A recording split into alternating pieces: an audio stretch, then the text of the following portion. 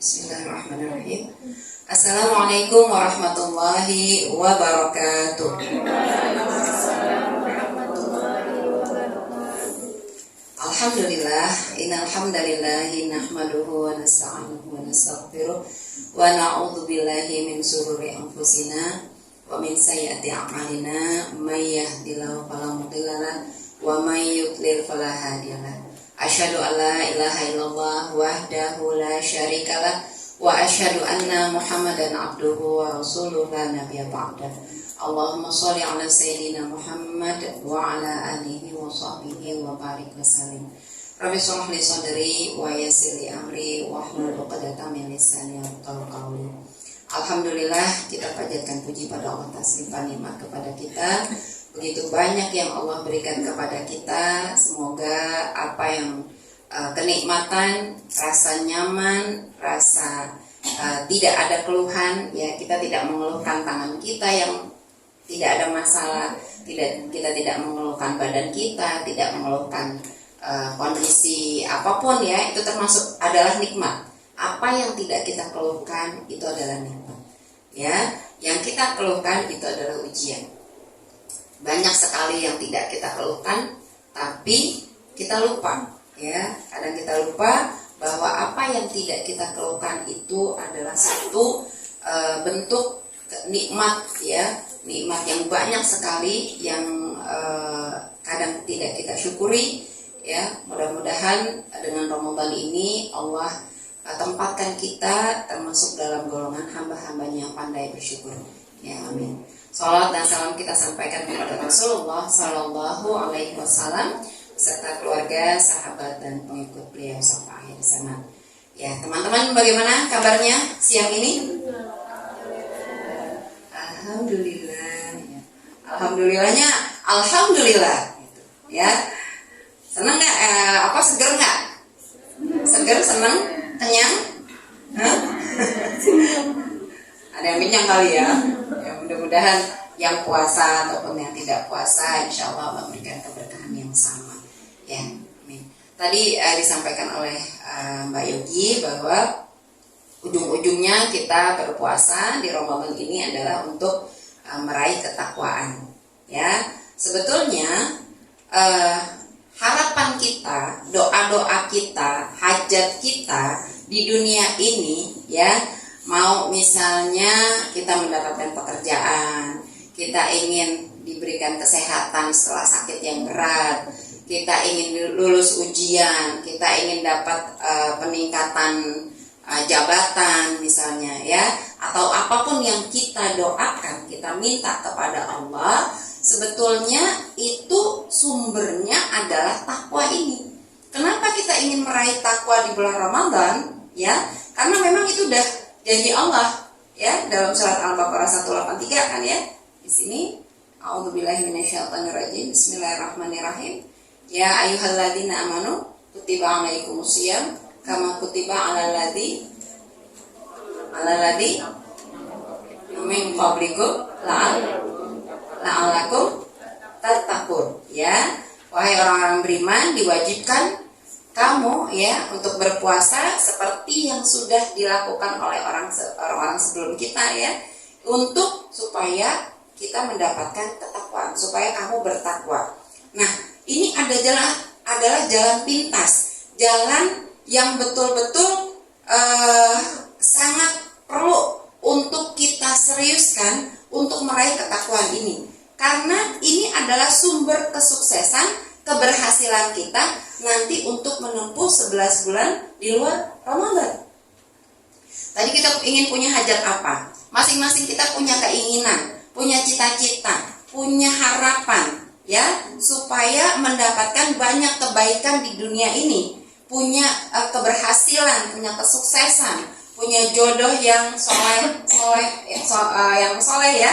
Karena di sini perempuan semua, ya, jadi soleh pastinya, ya. Punya jodoh yang soleh, menjadi imam buat keluarga, yang tentu saja bertanggung jawab, mapan dan sebagainya. Itu ujung-ujungnya sebetulnya, ya, sumbernya adalah takwa ini. Kita ingin lulus kuliah kita, kerja sambil kuliah, pengen lanjut S2, S3. Itu keberhasilannya sebetulnya harus kita pahami bahwa sumbernya adalah ketakwaan ini.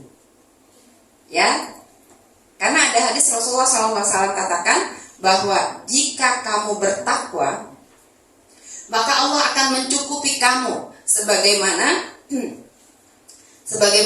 burung ya mencari rezeki dan mereka pulang sore dalam keadaan kenyang dan membawa rezeki buat keluarganya. Gitu kata Rasulullah SAW. Barang siapa yang bertakwa, jika kamu bertakwa, maka Allah akan menjamin rezekimu, menjamin kebaikan untukmu, sebagaimana Allah menjamin burung yang keluar mencari rezeki dan pulang sore kenyang dan membawa rezeki buat anak-anaknya. Jadi burung itu pulangnya sore, ya, nggak pulang malam, ya, burung lembur, gitu.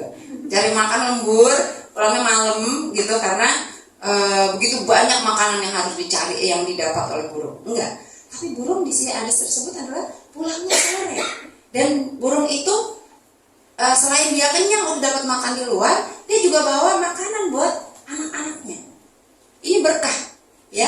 Kenapa? Karena burung itu adalah dicontohkan oleh Rasulullah SAW sebagai makhluk yang bertakwa. Kenapa bertakwa? Binatang itu berzikir.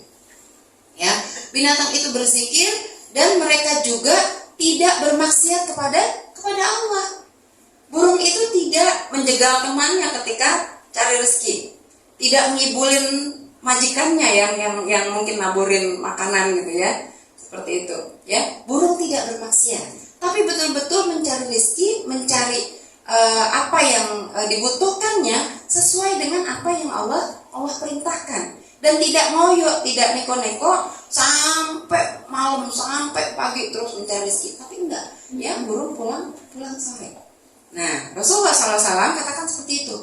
Jadi kalau kamu bertakwa, Allah akan jamin rezekimu seperti itu. Ya, pasti akan dapat. Saya jadi teringat dengan kisah Imam Syafi'i. Ya, pernah Imam Syafi'i rencananya ingin hijrah gitu ke Mesir, ya.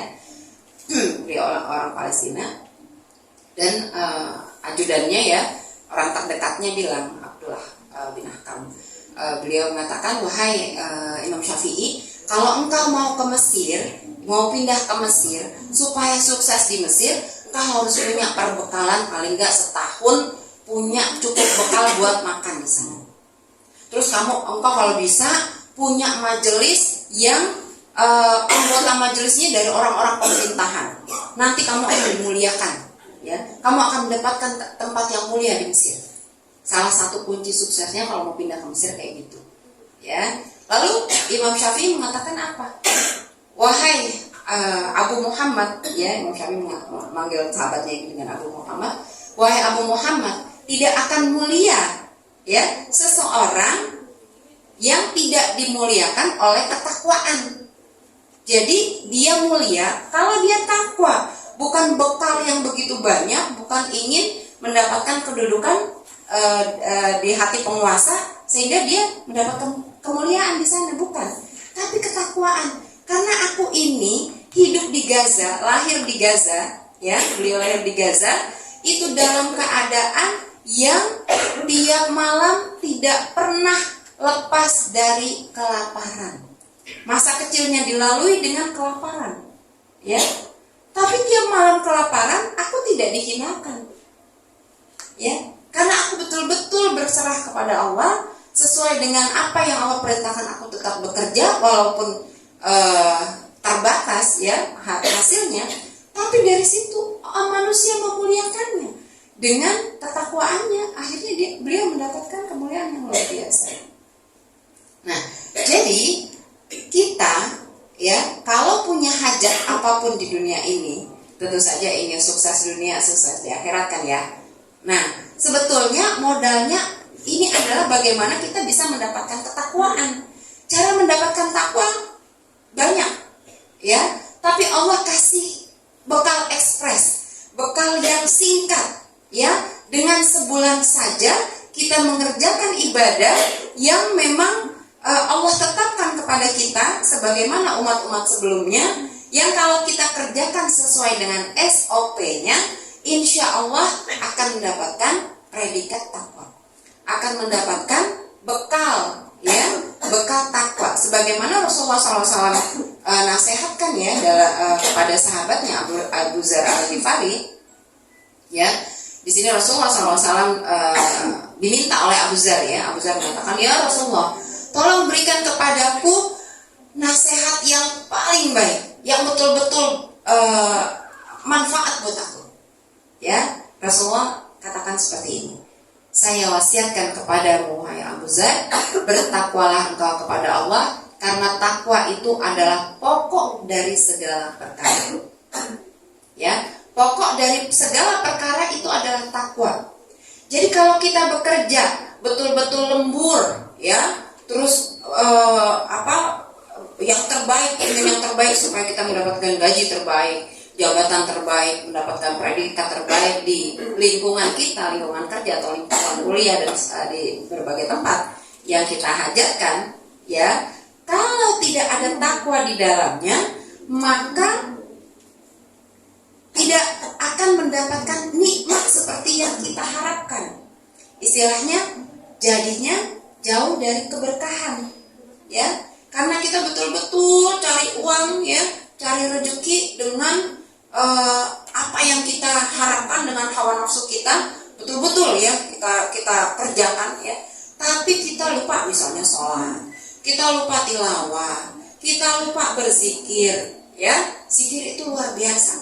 Kalau teman-teman mulutnya lagi nggak diajak ngomong, ya, tidak lagi bicara, tidak lagi makan, tidak lagi digunakan, ya, banyak-banyaklah lisan kita untuk bisa berzikir, istighfar, astagfirullah, subhanallah, alhamdulillah, wala ilaha illallah, wallahu akbar, la ilaha illallah, alhamdulillah, ya. Ingat-ingat kebaikan apa yang Allah kasih, banyak sekali, ya, kebaikan-kebaikan. Kayak kemarin saya dengar Ustazah Nurul, ya, beliau kemarin hampir, ya, nyaris mendapatkan cobaan yang luar biasa. 4 rumah dari rumahnya itu kebakaran hebat, ya, kebakaran hebat yang betul-betul itu pertolongan Allah, ya.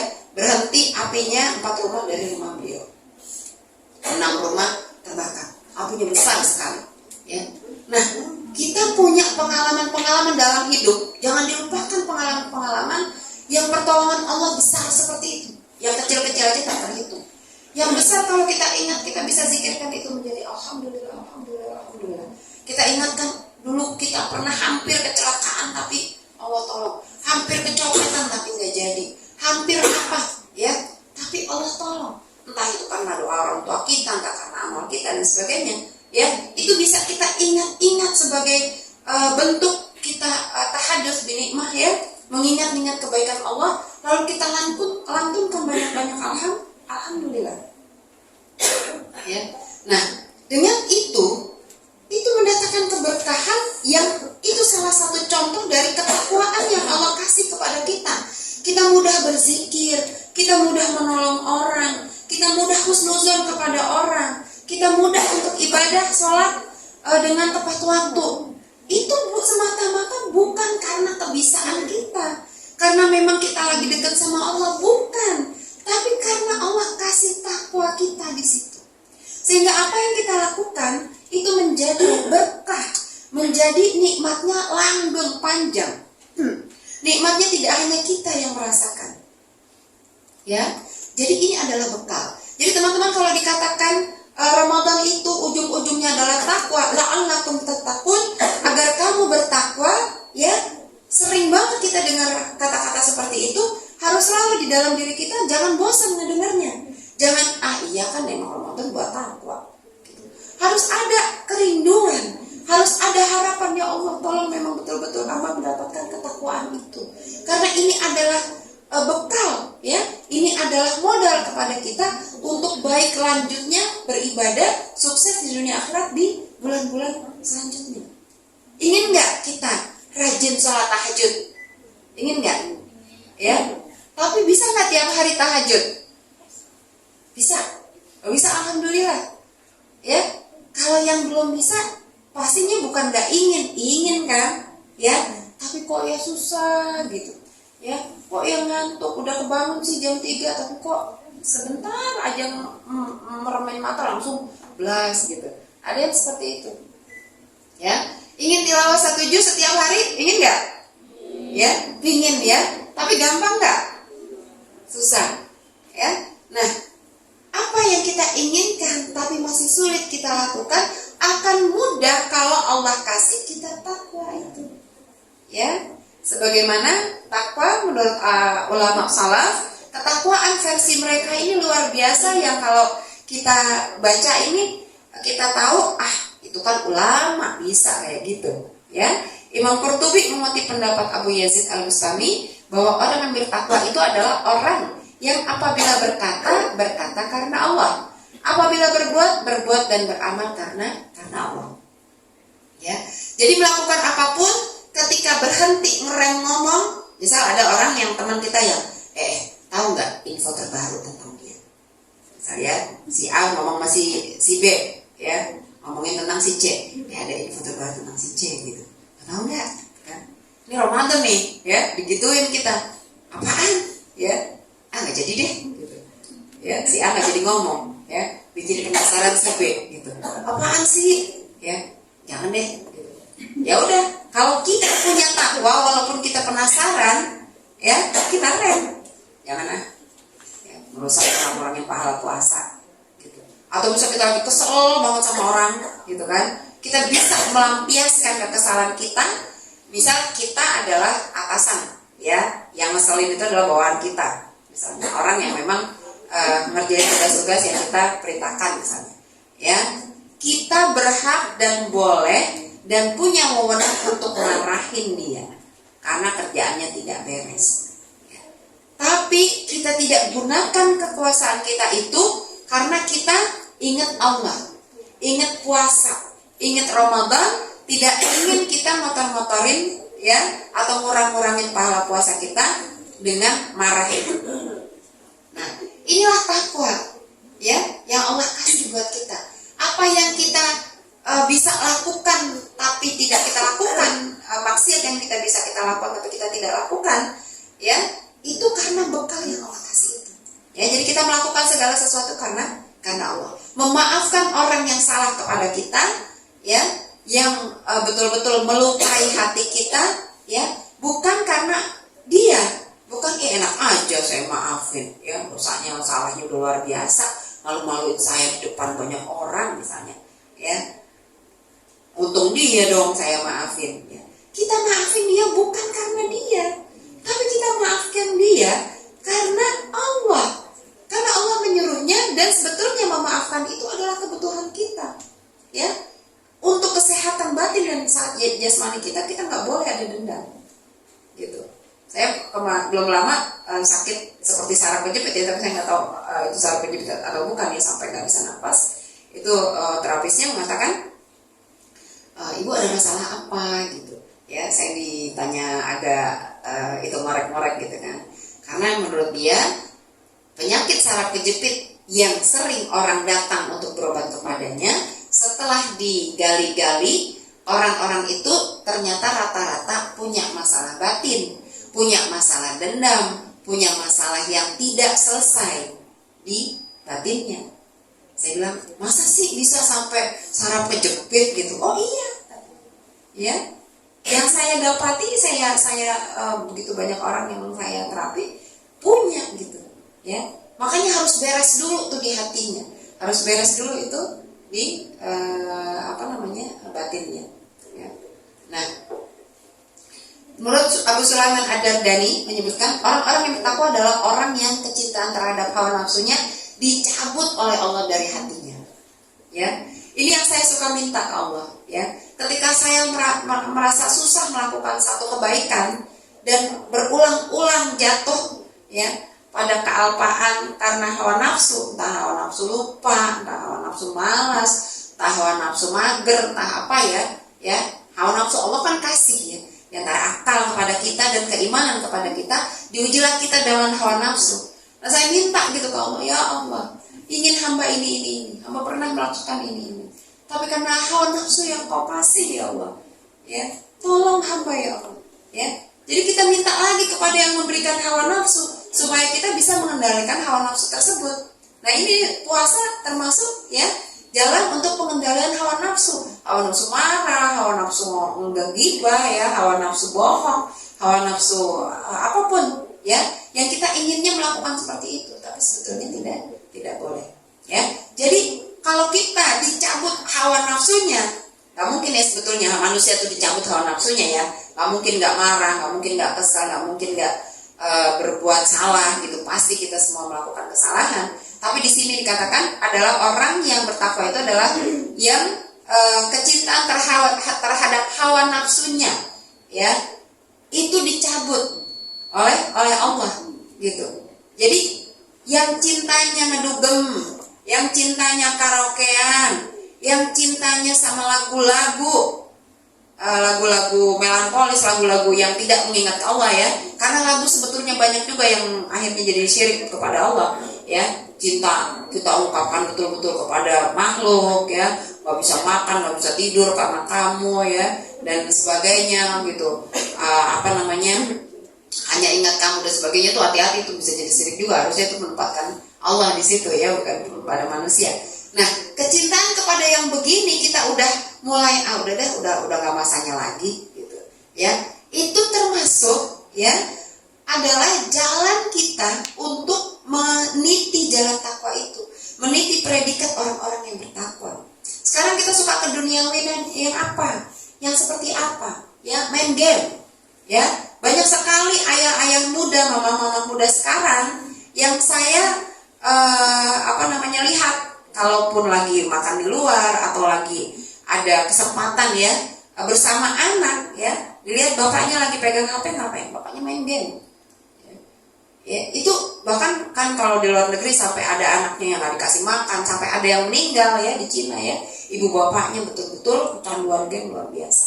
Nah, ini yang kesukaan yang seperti ini kita harus imbangi, ya, harus mulai mengimbangi dengan kebaikan-kebaikan, ya, jangan sampai porsinya lebih besar terus di dalam hidup kita yang seperti itu. Ibnu Qayyim mengatakan bahwa hakikat takwa adalah takwa hati, bukan takwa anggota badan. Jadi memang bedanya orang yang beriman dengan yang tidak adalah di hatinya. Amalnya sama, tapi kualitasnya bisa berbeda karena niatnya, tujuannya, ya, yang sumbernya adalah hatinya, itu bisa menentukan, ya, kualitas karena berbeda orang dengan tiap orang, ya. Talaq bin Habib rahimahullah, ya, salah satu ulama hadis, beliau mengatakan bahwa takwa ialah melakukan ketaatan kepada Allah berdasarkan ilmu yang datang dari Allah semata-mata mengharap pahalanya. Nih, garis bawahi taat. Ketaatan karena Allah dengan berdasarkan ilmu, ya, untuk mengharapkan pahala Allah, kebaikan intinya, ya. Dan yang berikutnya adalah meninggalkan maksiat kepada Allah berdasarkan ilmu yang datang dari Allah karena takut akan azabnya. Jadi kebaikan dan maksiat kita kerjakan, ya, maksudnya ditinggalkan yang maksiatnya, kebaikannya dikerjakan, itu semata-mata karena Allah. Dan Ramadan adalah ajang, sarana yang Allah paksakan kepada kita untuk bisa melakukan ini, ya, meninggalkan keburukan. Karena kan memang pada saat Ramadan setan itu dibelenggu, betul-betul dibelenggu, karena kita lebih mudah tilawah, ya, dibanding bulan-bulan lain. Kita mudah untuk melakukan berbagai kebaikan, sedekah dan sebagainya di Ramadan.